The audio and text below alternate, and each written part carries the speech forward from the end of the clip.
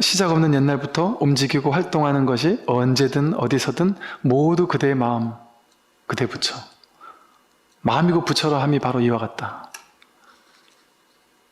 그러니까 우리가 전부 다 지금 언제든 일체시 일체처에 부처뿐이에요. 일체시 일체처에 이것뿐이에요. 제가 어느 날 옛날에 그랬던 거예요. 옛날에 제 스마트폰 첫 화면에다가 일체시 일체처 이것뿐 이렇게 써놓고 다닌 적이 있었던 것 같아요. 기억해보니까 이 말이 나오니까 일체시 일체처에 오직 이 마음 하나뿐이에요. 그러니까 여러분이 하루 종일 화두가 들리지 않겠어요? 길을 걸으면서도 참 돌아버리겠네. 지금 이게 부처라는데 지금 이게 걸으면서도 지금 이게 부처라는데 생각하면서도 이게 부처라는데 그렇게 또 의도적으로 막 생각하라는 게 아니라 굳이 말로 표현해 본다면 그럴 어떤 심정, 답답한 심정으로 답답한 심정이 된단 말이죠. 저절로 이 화두가 들리는 거예요. 돈발이 된단 말이에요. 여러분 이거 자기를 확인하면 괴로움 끝난다니까. 괴로움이 이게 당장 내 현실적인 괴로움은 그대로 있잖아요. 현실적인 괴로움은 그대로 있어도 근원에서 이제 끝났구나. 어떤 깊은 안도감. 이제 더 이상 궁금한 게 없구나. 물론 현상적인 것은 궁금한 게 많이 있을 수 있겠죠. 그래서 현상적인 건 공부해요. 이제 재밌게. 오히려 제가 한참 공부할 때는 일체 관심을 딱 끊었어요. 약간 의도도 있었고 또 관심도 없었고. 근데 이제는 뭐 그냥 세간적인 거 공부해요. 저도. 이것저것 두루두루 공부를 해요. 이제. 공부해야 돼요. 세간적인 건 공부 다 해야 돼요. 공부 안 하면 안 돼요. 제가 이제 군에만 있다 나오니까 세상을 너무 모르더라고요. 그래서 제가 지금 처음 깨달았어요. 야, 이제 군에서 진짜 온실 같은 데서 편하게 살았구나. 세상에 나오니까 이렇게 세상이 복잡한지 몰랐어요. 여러분 어떻게 사셨어요? 세상이 진짜 복잡하더라고요. 그 조그만 그 포교당 하나 운영하는데 복잡하더라고요. 세상이. 세금 관계도 되게 복잡해요. 무슨 정규인 과세 이거 하나 하는데도 되게 복잡해요. 이렇게 예를 들어 서울에 언젠가 또 포교당을 하나 할까라는 생각을 해보니까 이걸 내가 할 수 있을까? 지금 같은 못하겠어요. 왜? 이거를 내가 상가 건물을 어떻게 사는지도 모르겠고 기왕 살려면 싸게 사야 되는데 어떻게 싸게 사는지도 모르겠고 이건 어떻게 해야 이걸 등록을 하는지도 모르겠고 어떤 분들이 와서 저한테 스님 상가 그냥 사면 힘드니까 공매나 경매를 하세요. 그런데 공매가 뭔지 경매가 뭔지도 모르겠고 뭘 이렇게 세상은 공부할 게 많은지 이거 해야 되더라고요. 이제 그냥 내가 지금 당장 할 게 아니니까 그럼 심심할 때 한 번씩 이제 공부해요. 저도 공부는 공부대로 다 해야 돼요. 세상 사는 거는. 그런데 이제 이 법에 대해서는 삶에 대해 세상에 대해서 이제 이거 꿈꾸듯이 하는 거예요. 그냥 공부되면 되는 거고 말면 많은 거고 이해되면 되는 거고 말면 많은 거고 그냥 아는 만큼만 하고 정 모르면 주변 아는 분들에게 여쭤보면 되니까. 그런데 이제 뭐랄까 이게 이제 근원에서 이제 좀 안심, 안도감. 이제 이 사실을, 이 진실을 아니까, 이제 이렇게 공부해 나가면 되겠구나, 이제. 내 습 저복하면서. 내가 이렇게 끌려가면 끌려간 줄 알고. 저도 옛날에, 저는 까맣게 잊어버린 줄 알았는데, 갑자기 얘기하다가 옛날에 조금 이렇게 상처가 됐던 그 얘기가 갑자기 나오니까 순간 훅 해가지고 그 사람 욕도 하게 되고 그러더라고요. 그 인연이 탁 동한버리면은 그 인연이 올라온단 말이에요, 또. 그러나 그 법뿐이죠. 제가 그렇게 여법해졌다라는 게 아니라 그 알 수 없는 깊이에서는 이게 흔들릴 수 없구나 하는 굳은 믿음이 생긴단 말이에요. 이게 그래서 믿음의 성체, 신성취라 그래요. 진짜 그렇구나. 이 믿음이 이제 자연스러워진단 말이에요. 그 근원에서는 정말 이제 확고한 믿음, 어떤 안심, 안도감 같은 게 딱 있으니까 이제 좀 쉴 수 있겠구나. 이제 좀 쉬면서 뭐 이것저것 쉴 수 있어요. 그래서 이 공부가 진짜 중요한 공부예요. 그래서 한번 내가 누군지를, 세상이 무엇인지, 내가 죽고 나서 어디 가는지, 어디로 가는지 궁금하지 않아요? 여러분 괴롭게 사는 거, 지금까지 괴롭게 산 게 억울하지 않나요? 저는 더럽고 치사하더라고요. 제가 젊었을 때 왜 깨닫고 싶었냐면, 제 인생을 보니까 이제 더럽고 치사하고, 좀스러워서 못 봐주겠더라고요.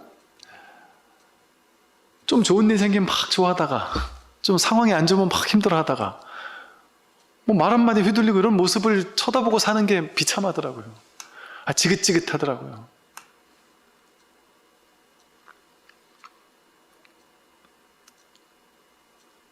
내 마음이 이렇게 경계 따라 휘둘린다는 게, 이게 참, 이게 대장부답지 못하고, 이게 졸부스럽고, 이런 인생 언제까지 살아야 되나 싶더라고요.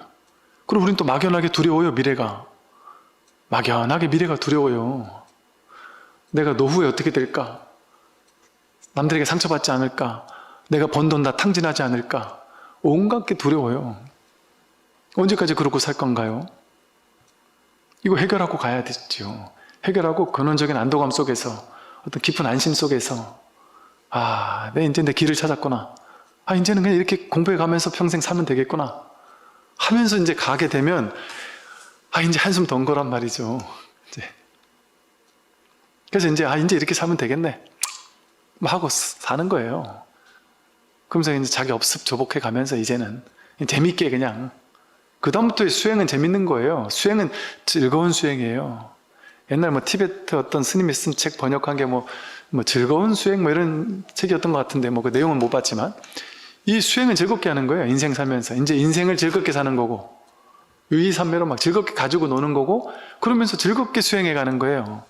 막 심각해 가면서, 인생 심각하게 수행해 가면서, 번뇌망상과 싸워 이기려고 하면서 막 긴장해 가지고, 명상해 가지고, 번뇌가 일어나면 내가 오늘도 졌구나 하고 막 패배감 느끼면서, 남들은 막 2시간 앉아 있어도 끄떡 없는데 나는 30분만 있어도 허리가 아파 죽겠어 가지고 비참해 하면서, 그렇게 싸우듯이 심각해 가지고 이렇게 공부하는 거 아니에요, 수행. 문득 한번 이 공부를 할 때까지는 뭔가 꽉 막히니까 답답할 수는 있겠지만, 그렇게 해서 한번 뚫어낸 다음에는 이제 즐겁고 재밌게 하는 거예요, 공부는. 이거 즐거운 수행이에요. 인생도 즐겁게 사는 거예요. 놀이하듯이 재밌게. 얼마나 아름답습니까? 공부가 이런 거였구나. 근데 수행이 공부라고 생각하는 사람은 열심히 갈고 닦는 수행이, 그것만이 수행이라고 생각하는 사람은 지쳐요. 수행에 지쳐요. 수행에 나가 떨어져요. 수행하다가 지쳐 떨어져요. 끝도 없거든요. 체험, 삼매 체험, 끝도 없거든요. 잠깐 체험했을 땐 좋지만 나오면은 또 그 자리거든요. 이게 힘이 없어요, 별로. 아상만 자꾸 생겨요. 왜? 내가 체험했다는 아상. 삼매 체험했다는 놀라웠다. 그때 대단했는데 하는 아상. 너희들은 그런 거 체험 안 해봤지. 난 체험해봤어. 그래서 체험한 사람들끼리 이제 공유해요. 자기가 체험한 삼매를 공유하면서, 너는 이 정도구나. 난 더 높은 것도 체험했어. 나는 큰 스님, 너는 작은 스님. 예를 들면, 나는 큰 도인, 너는 아직 멀었어. 이 단계 나누는 놀이하고 있다니까요. 도판에서. 네가 더 잘났냐, 내가 더 잘났냐. 네 이런 거 체험해봤냐? 이런 놀이 하고 있단 말이죠. 근데 진짜 공부는 그런 게 아니에요. 무차별이고 무분별이에요. 똑같은 부처예요. 똑같은 부처. 깨닫지 못한 사람도 똑같이 부처를 쓰고 있어요. 매 순간. 완벽한 부처예요. 완벽한 부처. 근데 이걸 자기로 착각하니까 이게 죽으면 나도 죽겠지라고 망상하고 있는 부처예요. 근데 부처는 이게 난 줄 아니까 죽으면 그냥 죽는구나 하는 부처지. 따를 게 없어요. 부처와 중생은 둘이 아니에요. 똑같아요. 마음 부처 중생은 다르지 않다. 화엄경의 말씀이 똑같아요. 마음을 떠나서 부처를 찾을 수 없으니 마음을 떠나 보리와 열반을 구한다면 옳지 못하다. 보리와 열반을 딴 데가 구할 게 없어요. 보리 하는 게 부처고 마음이고 열반 하는 게 마음이지. 그 열반 보리라는 다른 구체적인 어떤 내용을 할 만한 대상이 아니란 말이에요. 자성은 진실하여 원인도 아니고 결과도 아니며 법 그대로가 바로 마음이다. 자기 성품, 이 자성, 이것만이 진실한 거예요. 이거는, 이 자성은요, 원인도 아니고 결과도 아니에요. 수행이라는 원인을 열심히 갈고 닦아서 그 결과, 자성을 얻는다? 그건 인과잖아요. 원인을 얻는 거잖아요. 근데 여기 나오네요. 자성은 진실하여 원인도 아니고 결과도 아니다.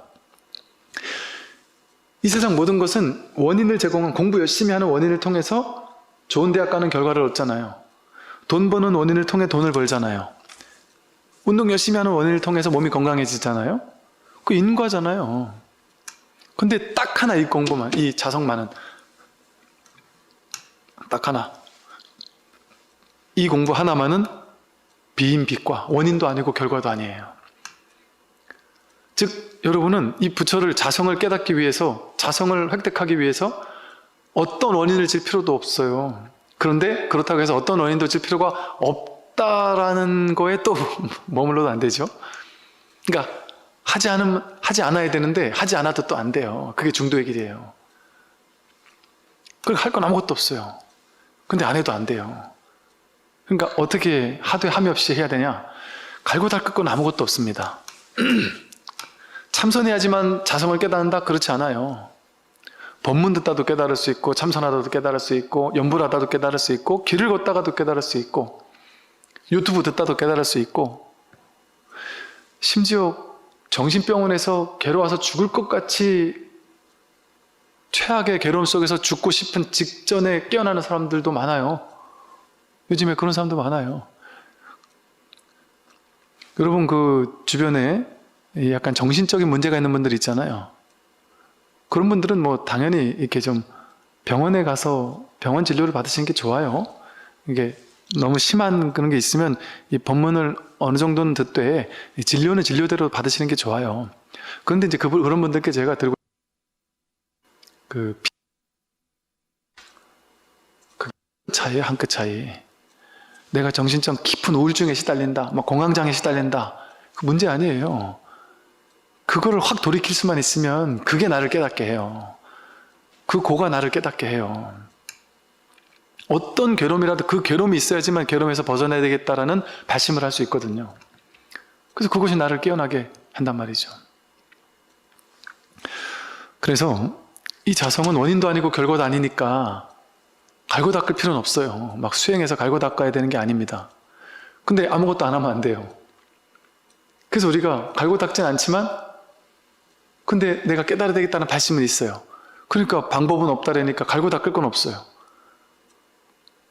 근데 아무것도 안 해서는 안 되니까 뭐만 해요? 그냥 이 법을 설하는 법문을 듣는 거예요. 법문을 듣고. 그러니까 옛날 부처님 당시에 뭐가 수행이었어요? 부처님 당시 제자들, 제가 불자들 전부 다 뭐 했어요? 계속 부처님 주변에 가까이 가서 법문 들었잖아요. 부처님 아함경 니까에 보세요. 부처님 일대기 보세요. 아침에 일어나서 탁발하고 와서 스님께 법문하고, 또 잠시 후 제가자들이 모이면 제가 신도님들에게 법문하고, 길을 가다가 또 법문하고, 공양 얻어먹고 나서 고맙다고 법문하고, 계속 법문한 것밖에 안 나와요. 부처님은 법문한 것밖에 안 나오고, 경전에는 법문 끝에 깨달았다. 네, 그 얘기예요. 부처님은 계속 법문하신 분이고 제자들은 법문 듣다 깨달은 거예요.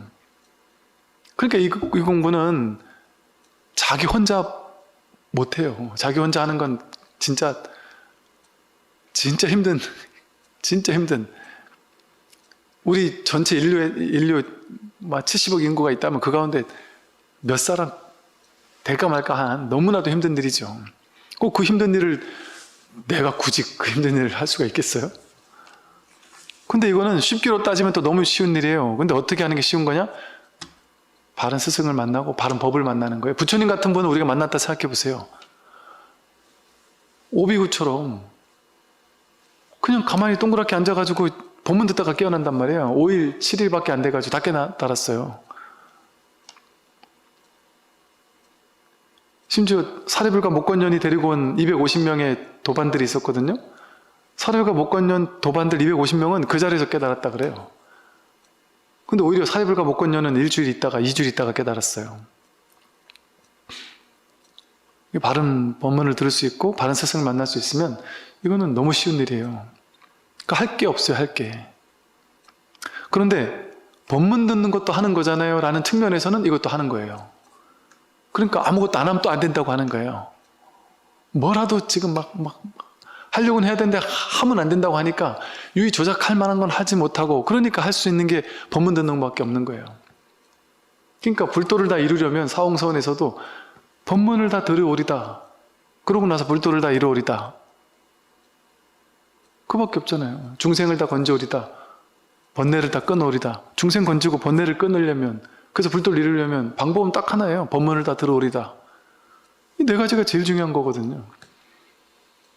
법문 듣는 게 수행이에요. 그럼 법문은 뭐겠어요? 자기가 부처라는, 지금 여기서 여지없이 부처라는, 원인을 제공해서 결과를 얻을 필요 없다는, 지금 이 결과에서 부처라는 얘기를 계속해서 해주는 거예요. 뭐가 부처인지를 자기가 부처라고 자꾸 짚어주고, 둘로 나뉘는 거 없이 불이법으로 주객이 통으로 부처라는, 이 온 우주 티끌 하나하나 전체가 통으로 부처라는 그 사실을 계속해서 짚어주는 거예요. 직진심해 주는 거예요. 그러면 머리로 분별하면 안 돼요. 듣는 입장에서는. 모르겠다. 꽉 막힌 채로 그냥 듣고 또 듣고 계속 막히는 거예요. 모르겠다. 그래야만 깨어날 수 있어요.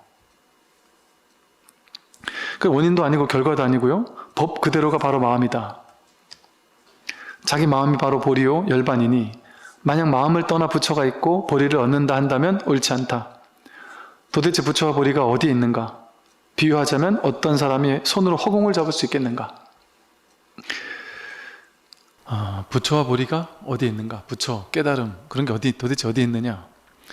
그러니까 비유해 본다면 어떤 사람이 손으로 이 허공을 잡으려고 아무리 해봐야 허공을 잡을 수 있겠냔 말이죠. 허공은 이름일 뿐 모양이나 형상이 없어서 취할 수도 없고 버릴 수도 없으니 이렇듯 허공을 잡을 수 없듯이 이 마음을 떠나서 부처를 찾을 수는 결코 없다. 부처는 스스로의 마음으로 깨달아 얻는 것이거늘 마음을 떠나 어찌 따로 부처를 찾겠는가 이랬습니다. 이렇게 이제 이 마음, 법신, 진여 본성, 자기의 본래 면목 이런 것을 허공의 비유를 듭니다. 그리고 그래서 허공 법신 이렇게 표현하기도 하죠. 법신이라는 게 우리의 진짜 몸, 우리는 육신을 진짜 나라고 착각하며 살았는데 이 육신이 진짜 내가 아니라 허공 법신이 진짜 나다. 즉, 그러니까 이 법신이라는 말의 표현을 보세요. 우리는 이 육체를 나라고 생각하며 지금까지 살았잖아요. 그러다 보니까 이 몸은 내 몸이고 내 육신이고 이게 나고, 내 바깥에는 다른 사람의 몸이 있고 다른 것들이 있다. 그렇게 둘로 나눈단 말이죠. 그런데 불교에서는 법신이라고 한단 말이에요. 그러니까 즉 진정한 자기의 본래 면목은, 즉 부처님의 진정한 어떤 실상은, 부처님을 법신, 보신, 화신이라고 보통 그러잖아요. 근데 법신이야말로 부처님의 진정한 그 진여 본성이다 이렇게 얘기를 하죠. 그리고 법신은 항상 허공 법신 이런 식의 얘기를 한단 말이에요. 즉 나는 이 몸을 나라고 생각하며 살았는데 부처님 가르침에선 보니까 허공 법신을 나라고 한단 말이에요. 이게 나다라는, 이 한꺼풀을 벗기는 게 이 공부에서 제일 중요한 첫걸음을 떼는 겁니다. 이 몸이 내가 아니라 허공법신이 나다. 그래서 임재 스님 같으면 아예 허공, 이게 나다 이렇게 표현을 한단 말이에요.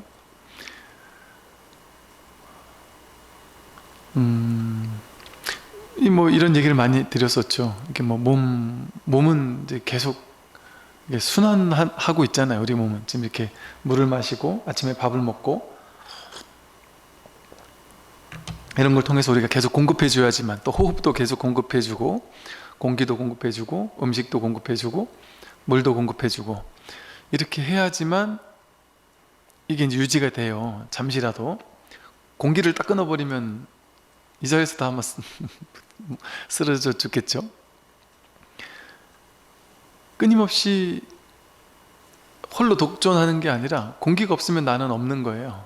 물이 없으면 나는 없고, 음식이 없으면 나는 없고.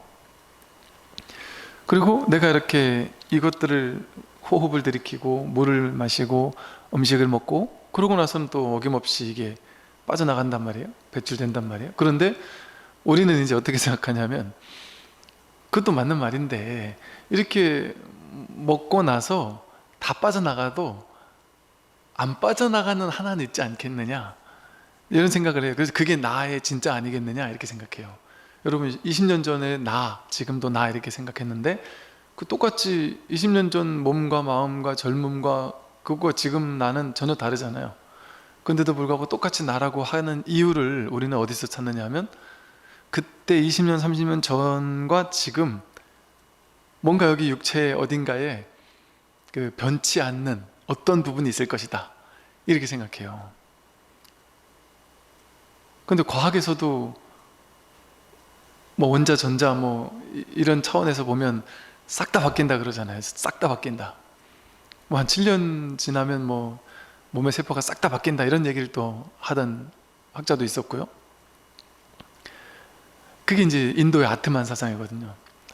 인도 아트만 사상에서는 이제 자아가, 아트만이라는 자아가, 불멸하는 자아가 있어서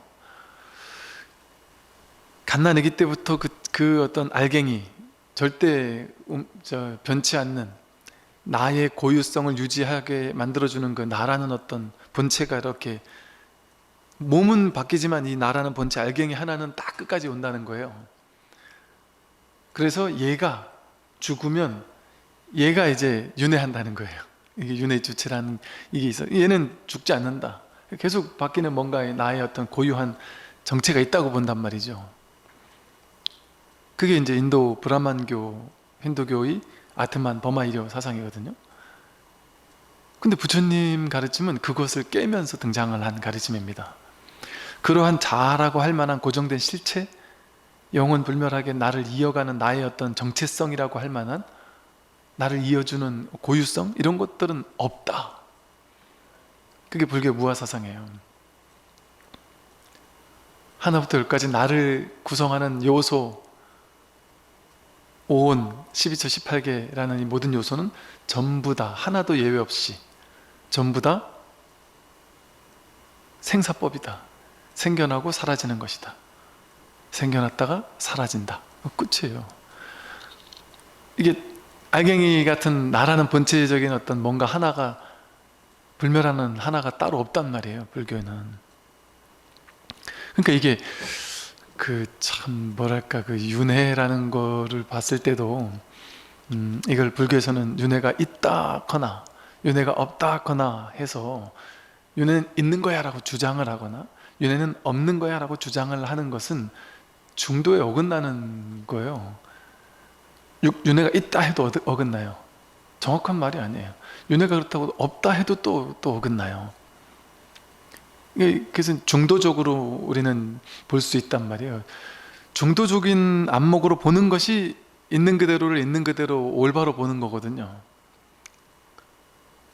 중도에는 이를테면 뭐 유무중도 이런단 말이에요. 유라고 보는 것도 중도가 아니고 무라고 보는 것도 중도가 아니다. 내가 그럼 있느냐, 있다고 보는 것도 중도가 아니고 없느냐, 없다고 보는 것도 중도가 아니다 말이에요.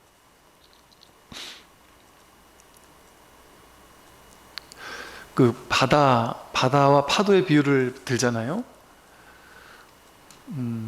파도가 이렇게 칠 때 이제 이 바다가 진정한 나예요. 그런데 바다 위에 수많은 파도가 치잖아요.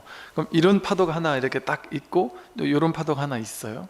이런 파도가 하나, 거대한 파도가 하나 치다 보니까 이 거대한 파도 입장에서는 이 모양이 하나, 바다의 모양 없는 이 바다에서 이런 파도의 모양이 하나 딱 치다 보니까 얘가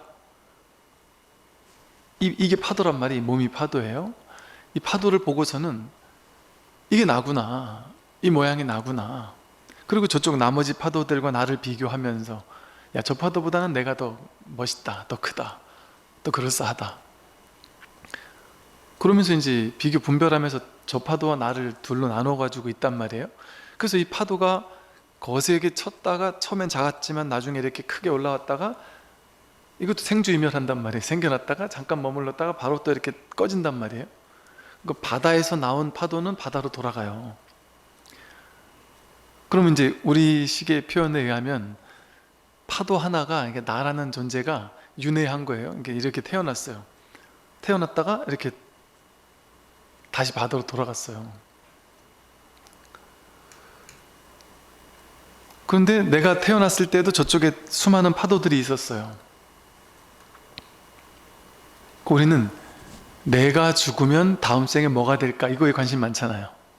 내가 죽으면 다음에 사람이 될까? 동물이 되는 거 아니야?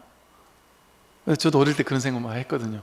야, 내가 죽고 나서 동물의 왕국 같은 거 보면서, 곤충들의 세계 이런 거 보면서, 야, 내가 죽고 나서 저렇게 윤회하면 저 곤충들은 저 지저분한 곳에서, 더러운 곳에서 살고, 동물들은 저렇게 막 약육강식으로 막 뜯어먹히고 그러며 살고, 길바닥에 누워 잘 텐데, 밀림에 그냥 잘 텐데, 온갖 막 벌레들이 와서 물고 이럴 텐데, 난 저렇게 윤회하는 건 공포스럽다, 이런 생각을 어릴 때 했던 것 같아요. 그러니까 나라는 자아가 있다라는 생각을 하니까, 나라는 자아가 죽으면 다음 생에 뭘로 태어날까? 이거에 관심이 많은 거예요. 그건 윤회의 어떤 주체라는 것, 나의 어떤 영원성, 이런 어떤 뭔가를 딱 상정해 놓고 있을 때 그게 가능하잖아요. 근데 이 법의 입장에서 봤을 때는, 이 바다 입장에서 봤을 때 이 파도가 치고 떨어졌어요. 근데 이제 그 바로 옆에서 또 파도가 하나 또 치겠죠. 당연히 파도가 사가라는 또 다른 파도가 칠 거 아니에요? 또 다른 파도가 칩니다. 그럼 그 또 다른 파도는 얘하고 같은 걸까요? 다른 걸까요? 일부는 같을 수도 있고 다를 수도 있겠죠, 그죠? 연결되는 뭔가가 있을 수도 있고 없을 수도 있겠죠, 그죠? 근데 이게 같고 다르고가 상관이 있습니까? 얘가 조금 전에 그 파도와 같은 거냐 다른 거냐가 상관이 있습니까? 그 관심사가 아니죠. 이 바다 입장에서는 내가 파도가 쳤을 때, 나라는 파도가 쳤을 때 저쪽에 있던 모든 파도가 사실은 다 바다잖아요. 다 나잖아요. 하나의 바다잖아요. 불이법, 둘이 아니란 말이에요. 하나의 꿈이란 말이죠. 어젯밤 꿈을 꿨을 때 꿈속에 등장인물이 무수히 많았지만, 그래서 우리는 그 꿈속에 있을 때는 그 꿈 가운데 있는 한 명을 나라고 여기고 있었지만, 꿈을 깨고 나니까 바로 꿈속에 있을 때는 이 등장인물이 야, 내가 죽거나 뭘로 윤회할까, 이거에 관심이 많아요. 그리고 너는 뭘로 윤회할까? 너는 뭘로 윤회할까? 야, 저 사람은 좀 성격 더러우니까 죽으면 다음 생에 나쁜 놈으로 윤회하겠지, 안 좋은 상황으로 윤회하고, 나는 이 사람은 성격이 좋으니까 착하게 윤회하겠지, 이렇게 생각을 할 거 아니에요? 근데 꿈을 깨니까 답이 딱 나온단 말이에요. 이 꿈 전체가 하나의 마음이었고, 꿈속에 등장인물 전체가 나였는데, 니는 뭘로 윤회하고 니는 뭘로 윤회하는 게 관심이 있습니까? 하나의 꿈인데, 하나의 바다인데, 그게 일체유심조의 수식이에요. 일체 모든 것은 마음에서 나왔다. 마음이라는 바다에서, 다 마음에서 나왔단 말이에요. 그러니까 이 파도와 그 옆에 있는 또 다른 두 번째, 아까 왔다가 간 파도와 지금 다시 생겨난 파도가 같다고. 그러니까 우리도 마찬가지잖아요. 예를 들어 우리 이제 분별의 사고방식에서 봤을 때, 내가 남자가 살다가 죽고 다음 생에 미국에서 여자로 태어났다. 그러면 그걸 100% 같다고 할 수도 없고 100% 다르다고 할 수도 없잖아요. 어떤 연결성이 있을 수도 있죠. 아까 그 파도가 조금 전에 다른 파도가 쳤으면 그 파도의 일부가 이쪽으로 또 왔을 수도 있으니까. 근데 그게 뭔 의미가 있냔 말이에요. 뭐가 중요하냔 말이에요. 그러니까 내가 다음 생에 죽으면 뭘로 태어나지? 우린 관심이 많잖아요. 그거 의미 없는 생각이죠.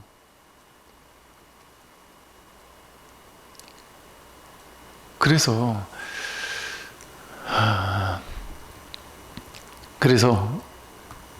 이런 말들이 있어요. 제가 대학 다닐 때 불교학과에서 공부를 하면서 이런저런 공부 얘기를 하다가 그게 이해가 안 되더라고요.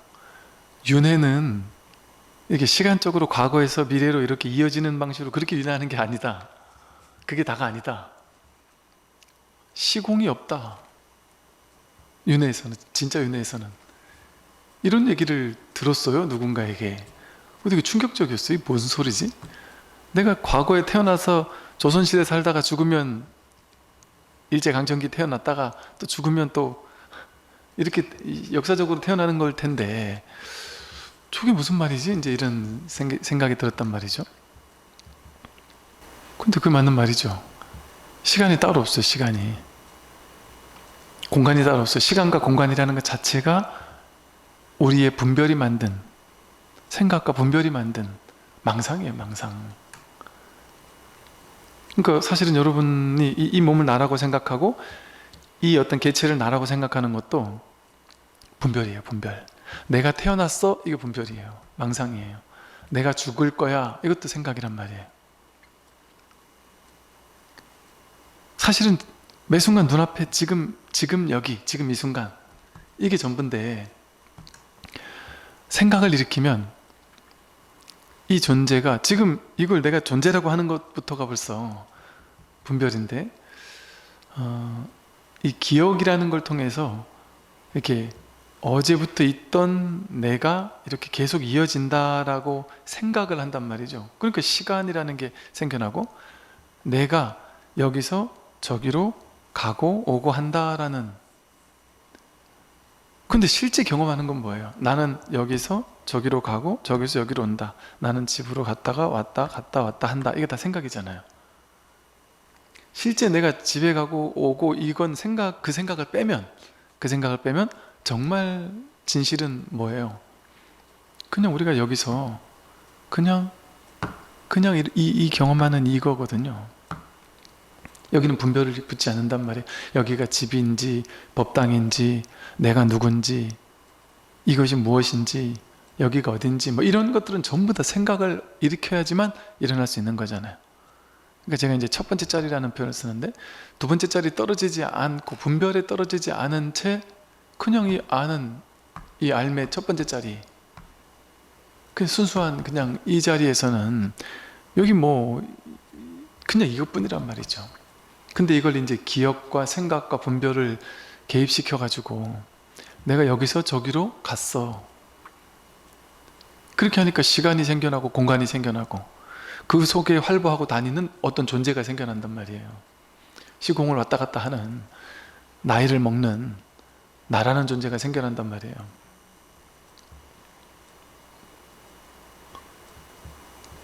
우리가 진짜 경험하는 거는 그 시간을 경험하거나 공간을 경험하지 않아요. 그거는 그냥 생각이고 생각을 일으킬 때만 경험하죠.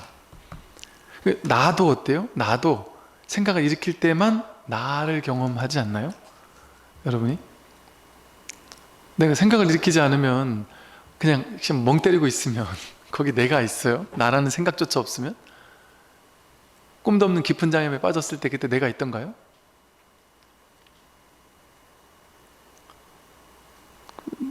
나라는 것은 한 생각 일으켰을 때 분별했을 때 나가 있는 거예요. 그 나라는 것 자체가 생각이에요. 그래서 상이라고 하죠. 나라는 상, 모양이에요. 모양. 진짜 나가 아니라. 그 사실은 뭐랄까 그냥 늘 무아예요. 늘 무아.